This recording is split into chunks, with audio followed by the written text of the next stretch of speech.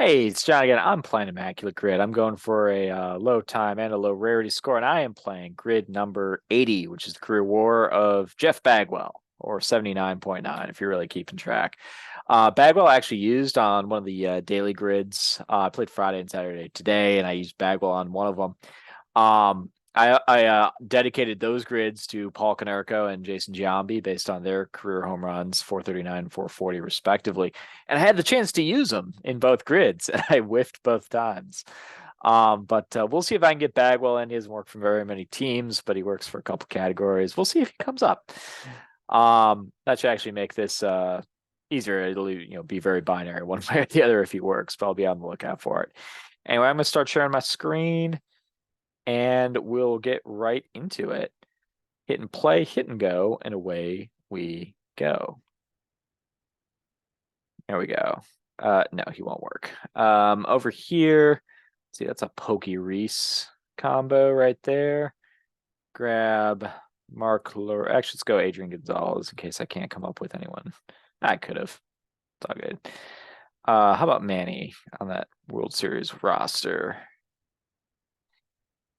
All right, over here we'll get Pete Rose. That'll be pretty popular. Over here, how about John Kruk? Also very popular.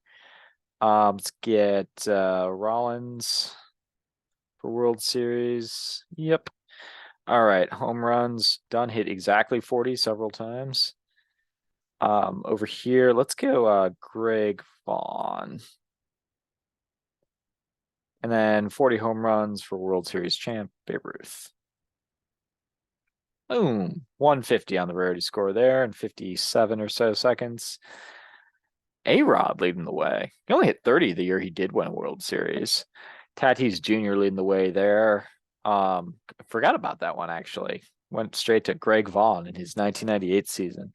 Had the most popular for, let's see, these three. Looks like Ortiz edges Vanny and Howard edges Rollins. Not really edges, only 3% of people picked Manny Ramirez. All right. Love seeing that Brewer logo there. Jeff Bagwell never won a World Series. It would have been really embarrassing if I messed up, but I was thinking about it's like, no, he was on the 05 team, I think, but he didn't I'm not even sure if he made the World Series roster. I know Frank Thomas and him were both in that World Series. But both were in Bagwell's case, it was last year of his career. In Thomas's case, I don't think he suited up for the World Series, which is kind of a travesty. And then hit 39 home runs the next year. But then again, the White Sox swept the series. So they didn't really need him. All right. Just a little ramble. Let's stop share and reshare. And this time we're sharing that one. I guess I can just go up here instead of scrolling forever. All right. Let's see where to start. As we can use our guy Frank Thomas here. The other one, having just mentioned this one for 0.07. Let's see, who would be an obscure player to play on the Phillies roster? Well, in absence of anyone I consider obscure, I'm going to go with Jeff Jenkins. Played that final season with them. He takes 0.5 because there's really only 50 choices, right? So 0.5 is not bad. I think maybe Manny Trio, but a fourth outfielder pinch hitter type for the 08 team is probably better than anyone I was going to be able to come up with on the 80 team. I probably named 5 or 10 players on that team, but that'll work. How about our guy Al Simmons over here? He played for both the Reds and Red Sox for 0.2. The guy I just thought of was Jose Cruz Jr. It's both these teams for 0.03. Let's see here. Of Reese actually was pretty obscure. Mark Bellhorn. Bill Miller, Kevin Millar. I'm focusing it on the 04 team. What about the 07 team? Dice K or Coco Crisp was on that team. How many people remember that? You could Doug Mirabelli, I think works for both. Um, like 13, 8, Nathan Eovaldi is on the 18 team, but I think people remember that one. Yeah, you know what? Let's go Mirabelli, backup catcher for 0.6.